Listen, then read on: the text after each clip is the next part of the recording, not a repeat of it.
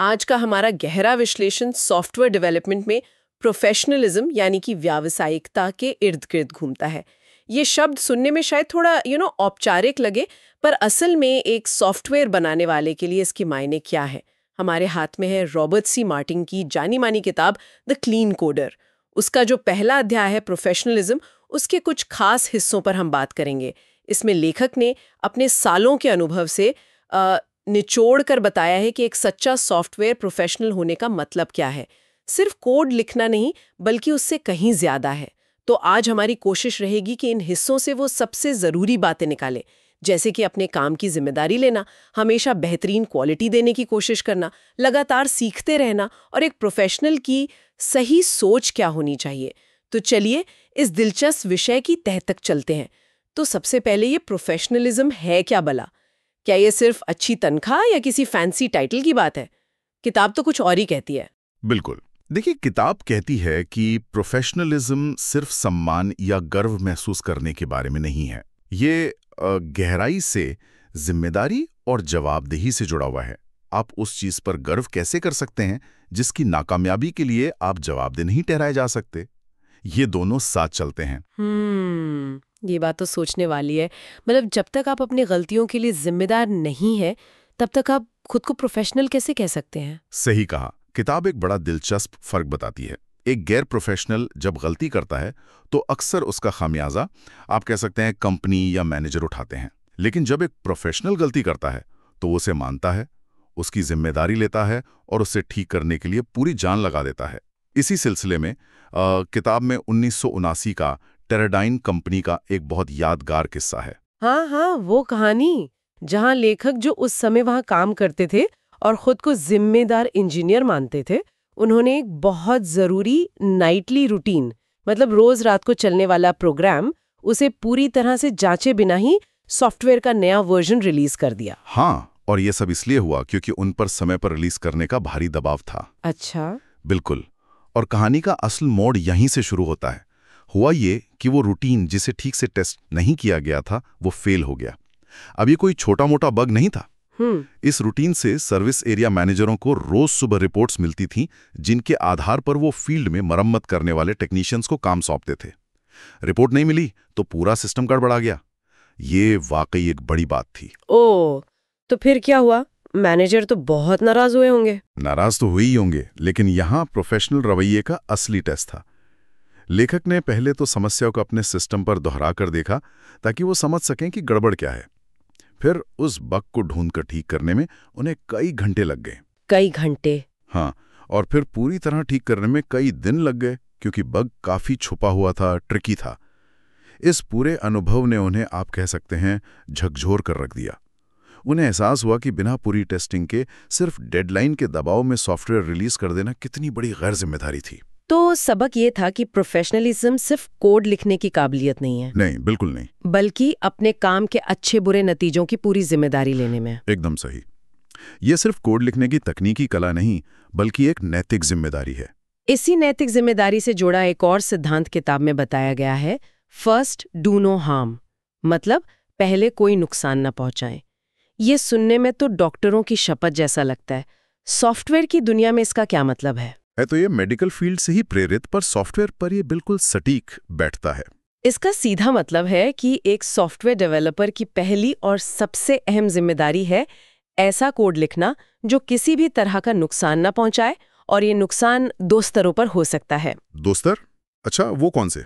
पहला है फंक्शन को नुकसान न पहुंचाना, यानी ऐसा कोड न लिखना जिसमें बग्स हों, जो सॉफ्टवेयर के तयशुदा काम को ठीक से न करने दें या गलत तरीके से करें। ठीक है। और दूसरा है स्ट्रक्चर को नुकसान न पहुंचाना, यानी ऐसा कोड न लिखना जिसकी बनावट इतनी खराब या उलझी हुई हो कि भविष्य में उसे समझना, सुधारना या उसमें नई चीजें जोड़ना बहुत मुश्किल और महंगा हो जाए। अच्छा, तो फंक्शन को नुकसान न पहुंचाने का मतलब है 0 बग्स। लेकिन सॉफ्टवेयर तो इतने जटिल होते हैं। क्या ये सच में मुमकिन है कि कोड में एक भी बग ना हो? ये तो मतलब लगभग नामुमकिन सा लगता है। हाँ, देखिए, किताब भी ये मानती है कि शायद बिल्कुल बग फ्री कोड शायद वो मुमकिन नहीं है।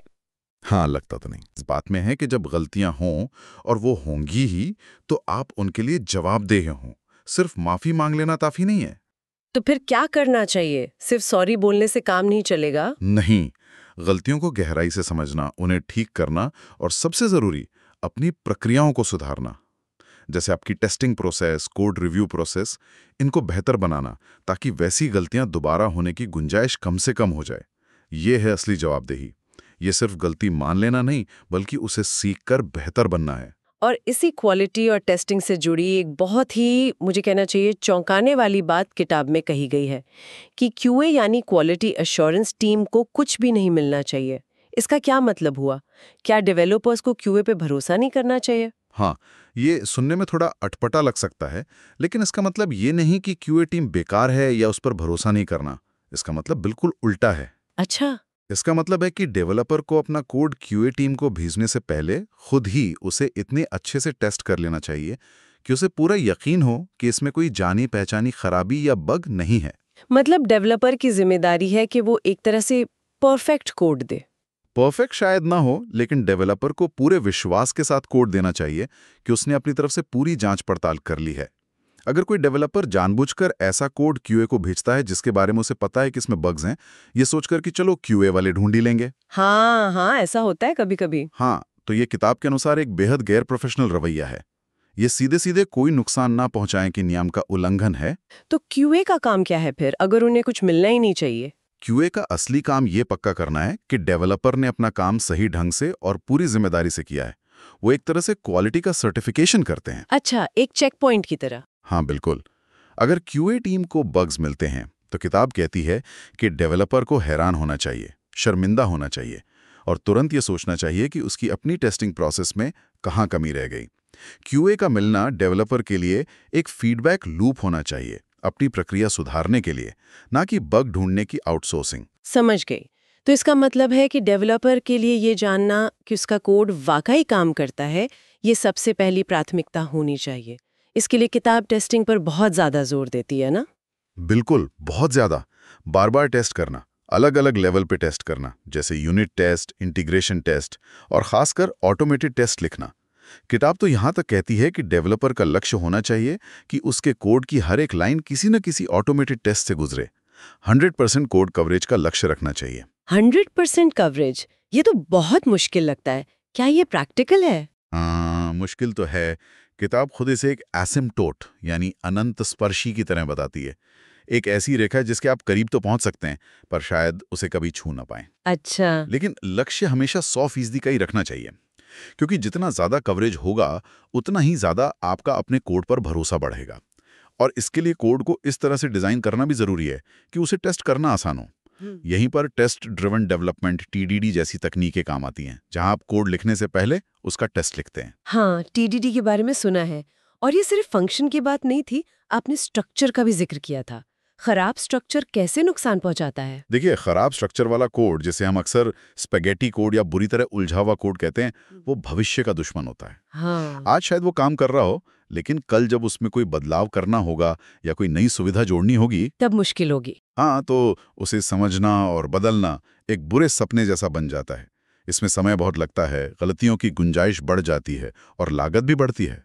ये एक तरह का तकनीकी कर्ज है, टेक्निकल डेट, जो समय के साथ बढ़ता जाता है और बाद में बहुत भारी पड़ता है। तो इससे बचने के लिए क्या करना चाहिए? यहीं पर शायद वो बॉय स्काउट रूल या मर्सिलेस रिफैक्टरिंग वाली बात आती है। बिल्कुल सही पकड़ा आपने।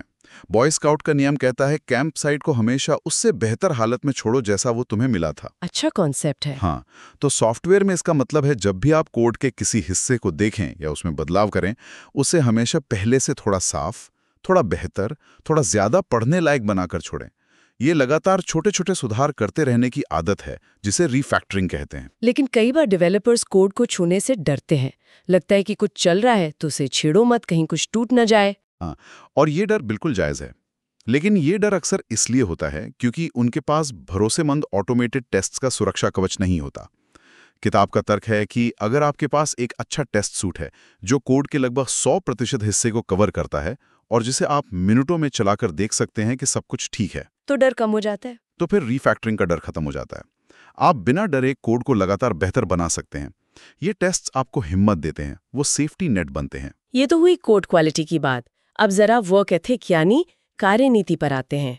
किताब में एक सुझाव है जो आज के समय में काफी चौंकाने वाला लग सकता है, हफ्ते में 60 घंटे काम करना। हाँ, ये पॉइंट थोड़ा विवादास्पद लगता है। बिल्कुल।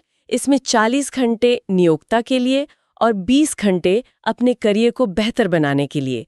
क्या ये आज के वर्क लाइफ बैलेंस के दौर में कुछ ज्यादा नहीं है? कहीं ये बर्नआउट यानी थकान से चूर हो जाने का नुस्खा तो नहीं? कर बहुत महत्वपूर्ण है। अगर वो अतिरिक्त 20 घंटे जुनून और अपनी मर्जी से लगाए जाएं, ना कि मजबूरी में। अच्छा, मतलब मजबूरी में नहीं। हाँ, ये 20 घंटे आपके अपने प्रोफेशनल विकास के लिए हैं। किताबें पढ़ना, नई प्रोग्रामिंग भाषाएं सीखना, ऑनलाइन कोर्स करना, कॉन्फ्रेंस में जाना, ओपन सोर्स प्रोजेक्ट में योगदान देना, ब्लॉग लिखना या बस कुछ नया ट्राई करना। मतलब ये 20 घंटे कंपनी के काम के लिए नहीं, बल्कि खुद के लिए निवेश है, अपने ऊपर। बिल्कुल। किताब इस बात पे जोर देती है कि आपका करियर आपकी अपनी जिम्मेदारी है, आपकी नियोक्ता की नहीं। नियोक्ता आपको मौके दे सकता है, ट्रेनिंग दे सकता है, लेकिन सीखने की इच्छा और पहल आपको खुद करनी होगी। और ये 20 घंटे उबाऊ या बोझिल नहीं होने चाहिए। ये वो समय होना चाहिए जिससे आप एंजॉय करें, जिसमें आपको मजा आए। पैशन प्रोजेक्ट्स की तरह। हाँ, क्योंकि आप वो कर रहे हैं जो आपको पसंद है और जो आपको बेहतर बना रहा है। अगर ये बोझ लगने लगे तो फिर ये बर्नआउट का कारण बन सकता है। तब ये नुस्खा काम नहीं करेगा। ये बारीक फर्क समझना जरूरी है। तो सिर्फ घंटे लगाना काफी नहीं, बल्कि ये भी जरूरी है कि आप अपनी फील्ड को गहराई से जानें। किताब में कई चीजों का जिक्र है जो एक प्रोफेशनल को पता होनी चाहिए। हाँ, बहुत सी चीजें हैं, जैसे डिजाइन पैटर्न। आपने गैंग ऑफ 4 का नाम सुना होगा। उनके क्लासिक पैटर्न्स जो आम सॉफ्टवेयर समस्याओं के लिए परखे हुए समाधान है। हाँ, सुना है। फिर सॉलिड सिद्धांत, जो अच्छे ऑब्जेक्ट ओरिएंटेड डिजाइन के 5 बुनियादी नियम हैं। अलग अलग सॉफ्टवेयर डेवलपमेंट मेथोडोलॉजीज जैसे एक्सपी, एक्सट्रीम प्रोग्रामिंग, स्क्रम, कैनबैन, जो टीम के काम करने के तरीके व्यवस्थित करते हैं। टीडीडी यानी टेस्ट ड्रिवन डेवलपमेंट, जैसे अनुशासन, ऑब्जेक्ट ओरिएंटेड डिजाइन की गहरी समझ, और यूएमएल या डीएफडीज जैसे विजुअल मॉडलिंग टूल्स की जानकारी।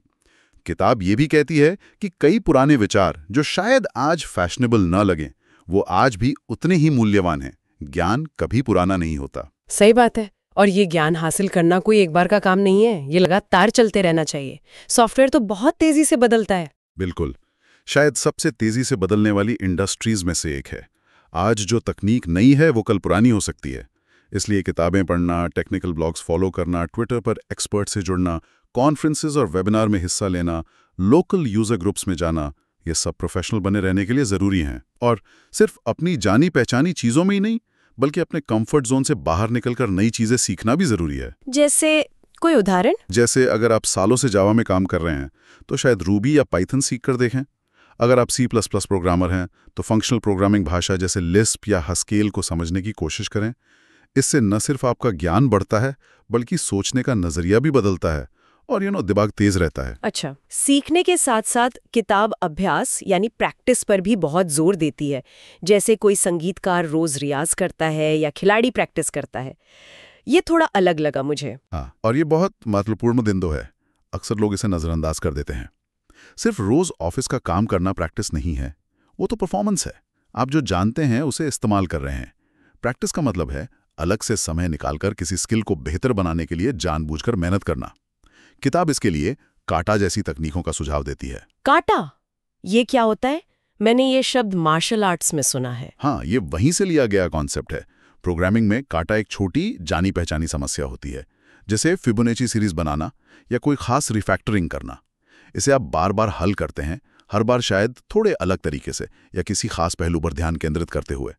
इसका मकसद समस्या हल करना नहीं, बल्कि उस प्रक्रिया को अपनी उंगलियों और दिमाग में बिठाना है। मसल मेमोरी की तरह। हाँ, बिल्कुल। जैसे कीबोर्ड शॉर्टकट्स तेजी से इस्तेमाल करना या किसी खास कोड पैटर्न को सहजता से लागू करना। ये मांसपेशियों की याददाश्त बनाने जैसा है कोडिंग के लिए। दिलचस्प है। सीखने और अभ्यास करने के अलावा क्या दूसरों के साथ काम करने का भी कोई महत्व है? कोलैबोरेशन? बहुत ज्यादा। किताब सहयोग, कोलैबोरेशन को सीखने और बेहतर बनने का एक शक्तिशाली तरीका बताती है।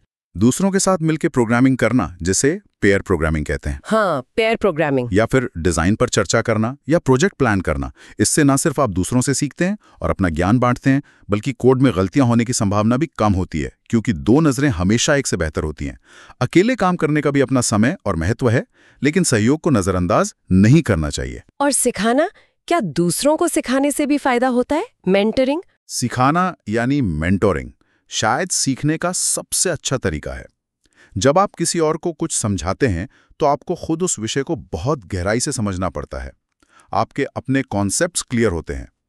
किताब कहती है कि प्रोफेशनल्स की ये जिम्मेदारी भी है कि वो अपने से जूनियर डेवलपर्स को गाइड करें, उन्हें सिखाएं। ये न सिर्फ जूनियर के लिए फायदेमंद है बल्कि सीनियर के लिए भी अपनी समझ को मजबूत करने का एक बेहतरीन मौका है। ये बात सही है। अच्छा, एक और दिलचस्प बात जो किताब में कही गई है वो है अपने डोमेन यानी कार्य क्षेत्र को जानना। मतलब अगर आप बैंकिंग के लिए सॉफ्टवेयर बना रहे हैं तो सिर्फ कोडिंग जानना काफी नहीं है। बिल्कुल नहीं। एक प्रोफेशनल डेवलपर सिर्फ कोड लिखना नहीं जानता, बल्कि वो जिस समस्या का समाधान कर रहा है उससे भी समझता है। अगर आप अकाउंटिंग सॉफ्टवेयर बना रहे हैं तो आपको डबल एंट्री बही खाता के मूल सिद्धांत पता होने चाहिए, कम से कम बेसिक तो पता हो। हाँ, वरना सॉफ्टवेयर कैसे बनेगा। सही बात है। अगर आप एविएशन के लिए कोड लिख रहे हैं तो आपको उस डोमेन की शब्दावली और नियमों की समझ होनी चाहिए। इसके लिए बिजनेस एक्सपर्ट से बात करना, उस विषय पर किताबें पढ़ना या संबंधित कोर्स करना जरूरी हो जाता है। ये आपको बेहतर और ज्यादा प्रासंगिक सॉफ्टवेयर बनाने में मदद करता है। आप सही सवाल पूछ पाते हैं। और इन सब गुणों के साथ किताब आखिर में एक और बहुत जरूरी गुण बताती है, विनम्रता यानी ह्यूमिलिटी। ये थोड़ा अजीब लगता है क्योंकि प्रोग्रामिंग को तो अक्सर बड़े दिमाग वाले लोगों का काम माना जाता है, थोड़ा ईगो वाला काम। हाँ, और किताब इस विरोधाभास को स्वीकार करती है। वो कहती है कि प्रोग्रामिंग अपने आप में एक तरह का अहंकार भरा काम है। हम हवा में से कुछ नहीं से जटिल सिस्टम बना देते हैं। हम अव्यवस्था में व्यवस्था लाते हैं। प्रोफेशनल्स जानते हैं कि उनमें यह आत्मविश्वास या कहीं के एक हद तक अहंकार होता है, लेकिन वो झूठी विनम्रता का दिखावा नहीं करते। वो अपनी क्षमताओं पर भरोसा रखते हैं, पर साथ ही वो अपनी सीमाओं को भी जानते हैं और उन जोखमों के प्रति सजग रहते हैं जो उनके काम से जुड़े हो सकते हैं। तो असली विनम्रता क्या है इस संदर्भ में? सिर्फ दिखावा ना करना? असली विनम्रता शायद ये जानने में है कि आप सब कुछ नहीं जानते, कि आप गलतियां कर सकते हैं। और सबसे महत्वपूर्ण बात जो किताब कहती है वो ये है कि प्रोफेशनल्स अपनी गलतियों पर हंस सकते हैं। जब उनका मजाक उड़ाया जाए, शायद हल्के फुल्के अंदाज में टीम के अंदर, तो वो उसे व्यक्तिगत रूप से लेने के बजाय सहजता से ले सकते हैं। वो जानते हैं कि गलतियां सीखने की प्रक्रिया का हिस्सा हैं और खुद को बहुत ज्यादा गंभीरता से नहीं लेते। वाह! तो रॉबर्ट मार्टिन की किताब के इस अध्याय से हमने देखा कि सॉफ्टवेयर प्रोफेशनलिज्म का दायरा कितना बड़ा है। ये सिर्फ आपकी कोडिंग स्किल्स या आप कौन सी टेक्नोलॉजी जानते हैं उससे कहीं आगे की बात है। बिल्कुल, इसमें अपने काम की पूरी जिम्मेदारी लेना शामिल है। कोड की फंक्शनैलिटी और स्ट्रक्चर दोनों की देखभाल करना, हमेशा बेहतरीन क्वालिटी देने का लक्ष्य रखना, कभी सीखना बंद न करना, जानबूझकर अभ्यास करना, दूसरों के साथ मिलकर काम करना और दूसरों को सिखाना, अपने काम के डोमेन को समझना और आखिर में आत्मविश्वास के साथ विनम्र होना, ये सब शामिल है। ये तो एक पूरी मानसिकता है, एक जीने का तरीका है डेवलपर्स के लिए, एक एथोस है। बिल्कुल। लेकिन सवाल ये उठता है कि इस सब जानकारी का क्या महत्व है? किसी को इसकी परवाह क्यों करनी चाहिए आज की भागदौड़ में? देखिए, इसकी परवाह इसलिए करनी चाहिए क्योंकि ये सिर्फ अच्छे कोड लिखने के बारे में नहीं है, ये उससे बड़ा है। एक प्रोफेशनल रवैया अपनाने से न सिर्फ बेहतर, ज्यादा भरोसेमंद और टिकाऊ सॉफ्टवेयर बनता है, जिससे अंततः यूजर्स और बिजनेस को फायदा होता है। हाँ, वो तो है। बल्कि ये खुद डेवलपर्स को भी उनके काम में ज्यादा सक्षम, आत्मविश्वासी, मूल्यवान और शायद सबसे जरूरी संतुष्ट महसूस कराता है। ये उनके करियर को लंबा और सफल बनाने में मदद करता है।